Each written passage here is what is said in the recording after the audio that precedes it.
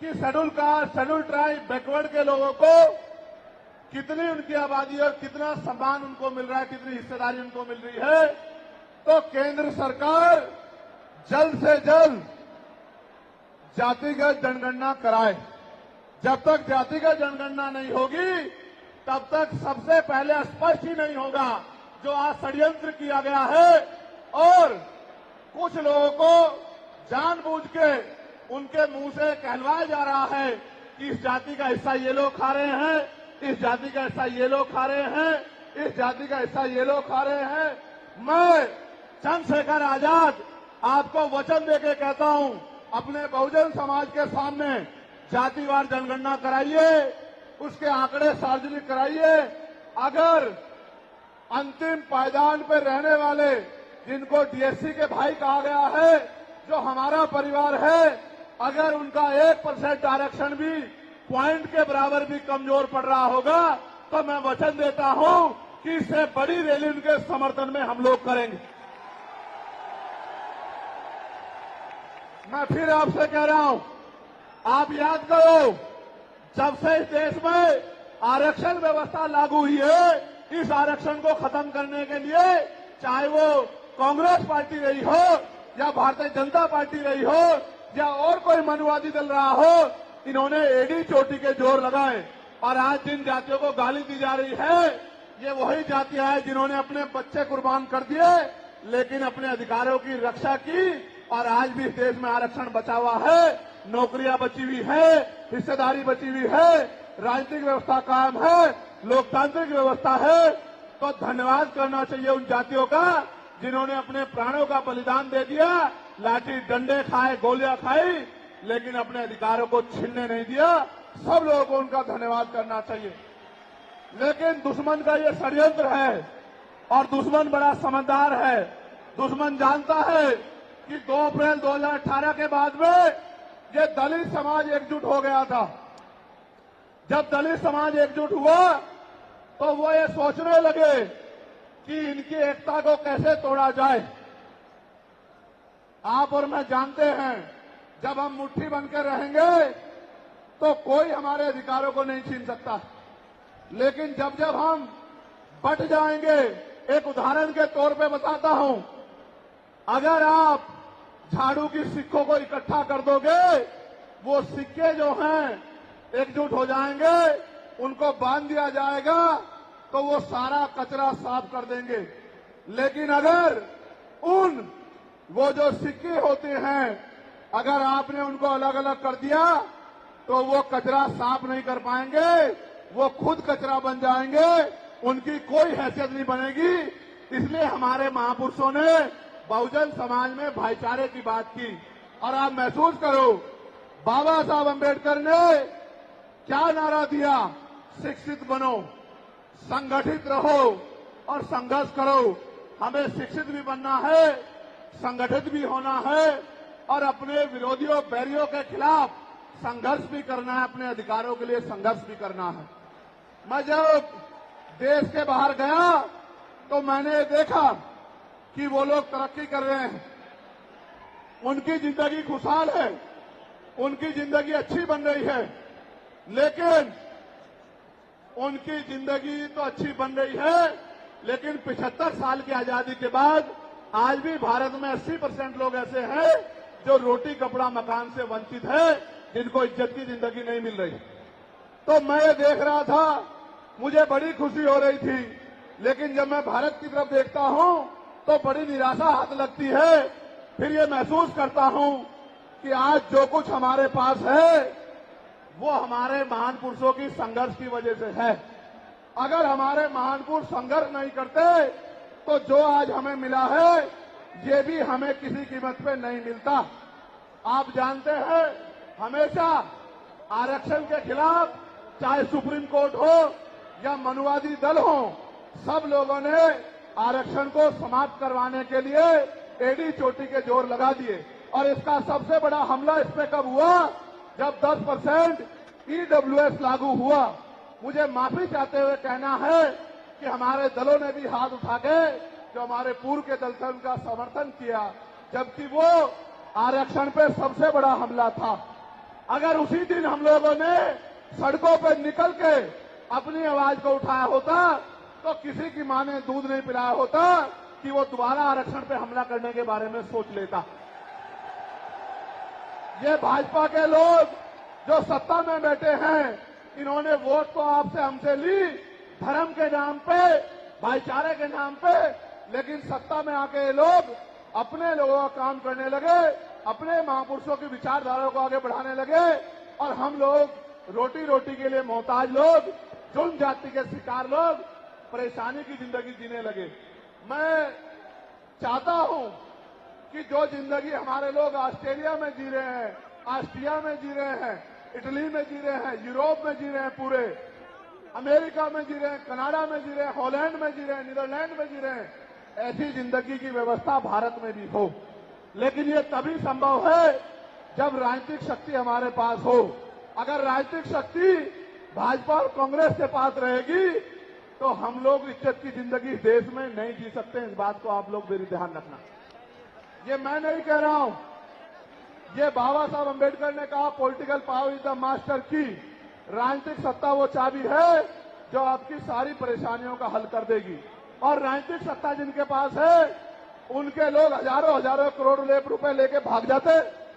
उनके लोग, उनके पूंजीपतियों के लाखों लाखों करोड़ रुपए माफ कर दिए जाते। लेकिन अगर आपका 10,000 रुपए का बिल भी बाकी हो तो 10,000 रुपए का बिल भी अगर आप नहीं दोगे तो मुकदमा लिख के आपको जेल भेजने का काम सरकार कर देगी और आपके घर की कुर्की भी करा देगी।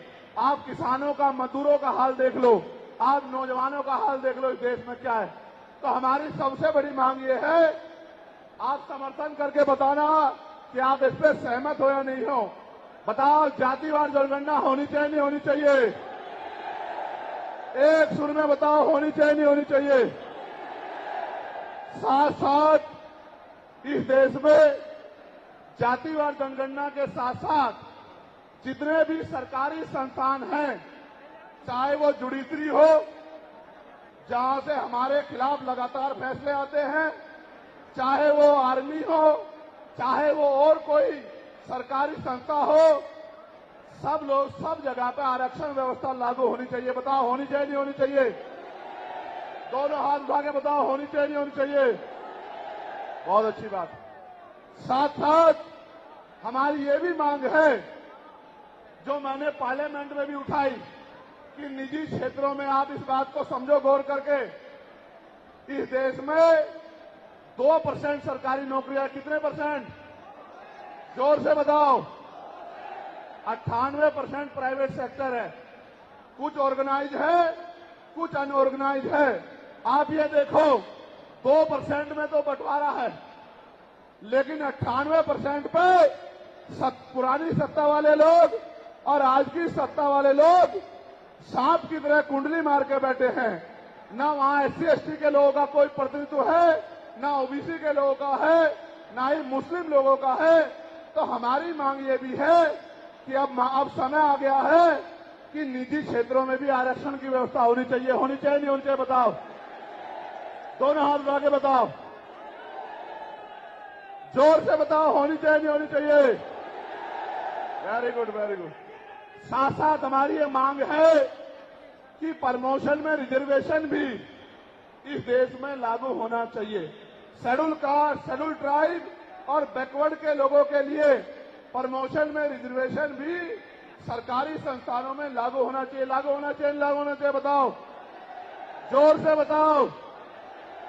हमारी ये भी मांग है कि मंडल कमीशन की बाकी सिफारिशें भी लागू होनी चाहिए, क्योंकि जब तक मंडल कमीशन की बाकी सिफारिशें लागू नहीं होगी तब तक पिछड़े वर्ग के लोगों को बराबर की हिस्सेदारी और सम्मान नहीं मिलेगा। हमारी ये भी मांग है, सरकार कह रही है कि क्रीमी लेयर लागू करना चाहिए और जज साहब भी कह रहे हैं क्रीमी लेयर लागू करना चाहिए।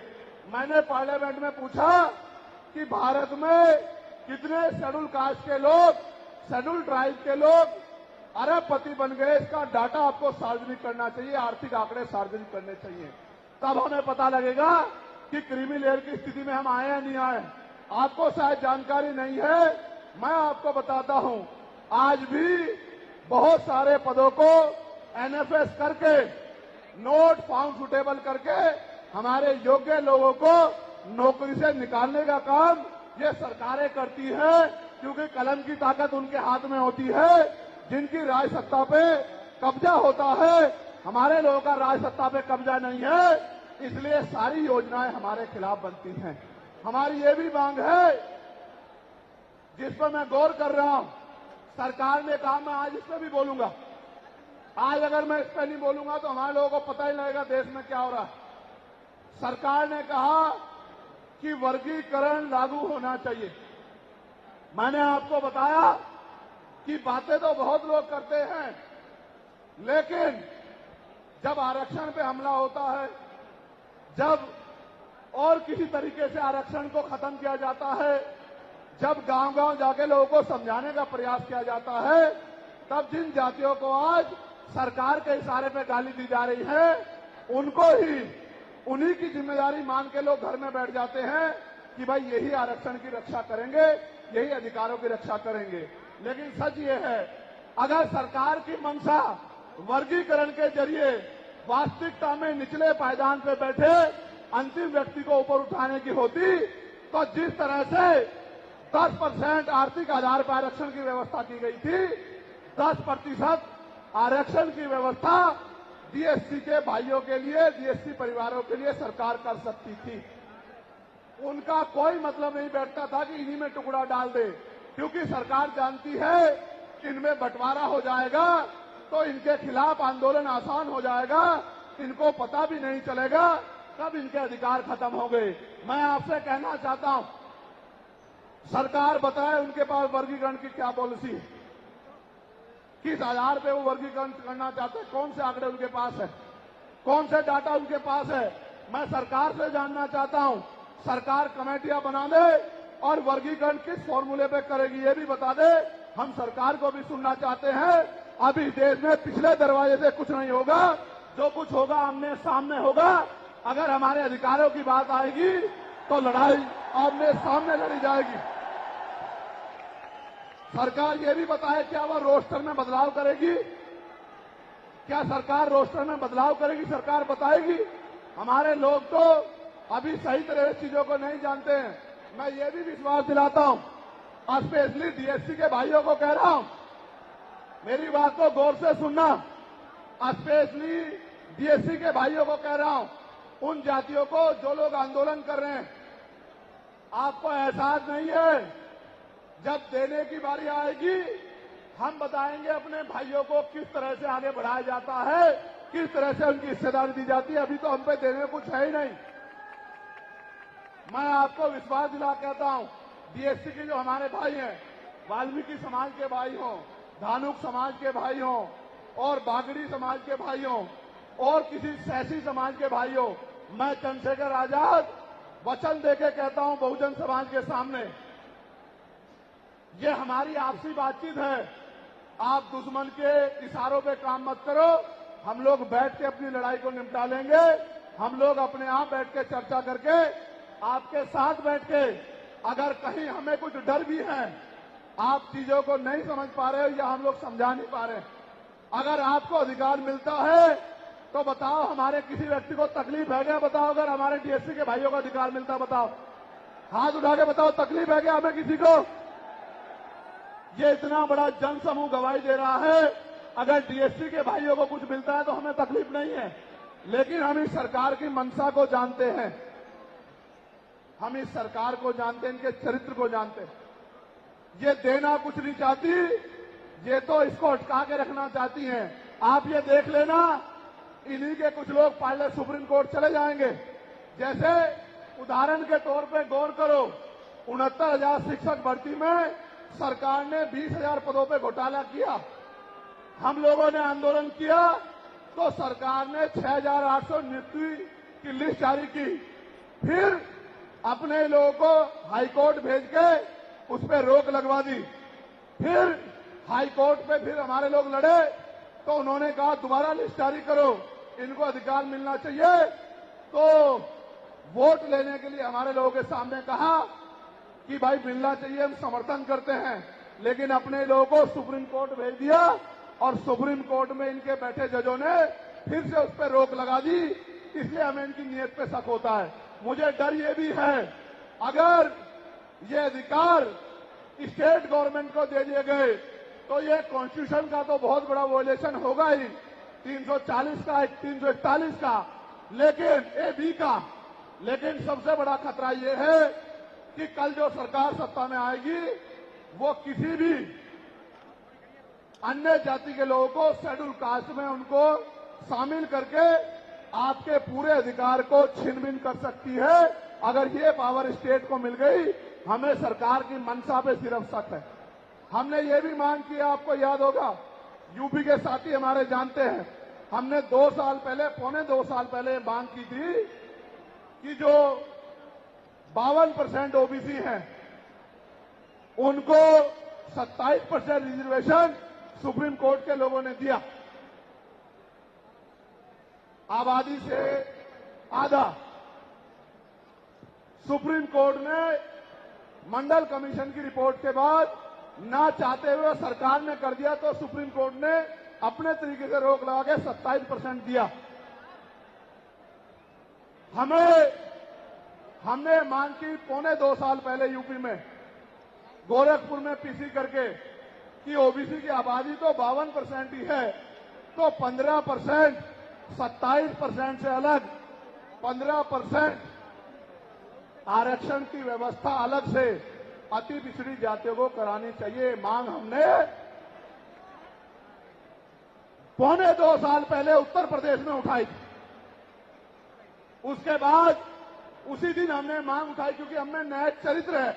हम बाबा साहब अम्बेडकर को, माननीय काशीराम साहब को अपना नेता मानते हैं, हम ज्योतिबा फूले साहू जी महाराज को अपना नेता मानते हैं।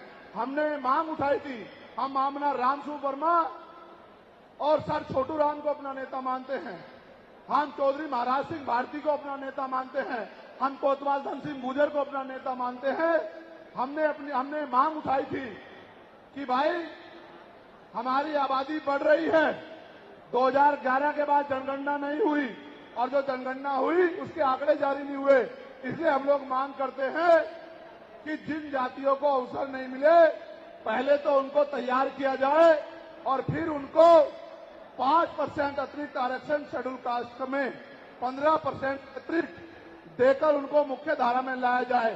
जब हम 2 साल पहले इसकी मांग कर रहे हैं तो हम डीएससी के भाइयों के विरोधी कैसे हो सकते हैं, आप लोग बताओ। तब तो वो आंदोलन भी नहीं चला रहे थे, हम तो आंदोलन चला के मांग कर रहे थे कि मिलना चाहिए, मिलना चाहिए। लेकिन मैं आज भी कहता हूं, हमारी ये मांग है कि अब समय आ गया देश में कि आरक्षण की सीमा बढ़ाई जानी चाहिए, आरक्षण की कैप खत्म की जानी चाहिए और 100% रिजर्वेशन इस देश में लागू होना चाहिए। जिसकी जितनी संख्या भारी उसकी उतनी हिस्सेदारी का लाभ उनको मिलना चाहिए। आप फिर कह रहा हूं, जातिगत जनगणना कराओ और 100% आरक्षण करो। मैं तो स्वर्ण जातियों का सबसे बड़ा हितैषी हूं, उनको 10% आरक्षण क्यों दे रहे हो? मेरी ये मांग है। मैं तो अपने लोगों के आरक्षण में से भी उनके लिए मांग करता हूं। उनकी आबादी तो 15% भी नहीं है। मैं ये कहता हूं कि उनका अलग से ब्लॉक बना के उनको 20% आरक्षण सरकार को देना चाहिए और 80% आरक्षण को एससी, एसटी, ओबीसी के लिए फ्री कर देना चाहिए। जबकि काशीराम साहब तो 85% की बात करते थे, लेकिन मैं समझता हूं कि उनमें भी लोग गरीब हैं, इसलिए मैं उनका 5% और बढ़ा रहा हूं। लेकिन पहले देश को ये तो बता दो, जातिगत जनगणना करा के, कि भाई अभी तक उनका प्रतिनिधित्व कितना है, अभी तक उनकी सरकारी नौकरियों में हिस्सेदारी कितनी है और कितनी कमी उनकी है जो आपने 10% उनको दे दिया। आज हम लोग एक और मांग भी उठाते हैं कि कास्ट का आरक्षण बढ़ा के उसकी संख्या के आधार पे 25% करना चाहिए। बताओ सहमत हो, नहीं सहमत हो? जोर से हाथ उठा के, दोनों हाथ उठा के बताओ सहमत हो, नहीं सहमत हो? तो ये हमारी वो मांगे हैं जिनके लिए आज हम लोग यहां इकट्ठा हुए हैं। और हम इकट्ठा नहीं हुए आज तो मजबूरी या अपने देश से प्यार था कि हमने अपने आंदोलन को बदलाव कर लिया। अगली बार अधिवेशन तो होगा इंदौर में, लेकिन जब तो इस बार एक और बड़ा आंदोलन रामलीला मैदान में, और रामलीला मैदान से अपनी ही पार्लियामेंट का घेराव करके अपनी मांगों को उठाने के लिए हम लोग करेंगे। बताओ मदद करोगे नहीं करोगे?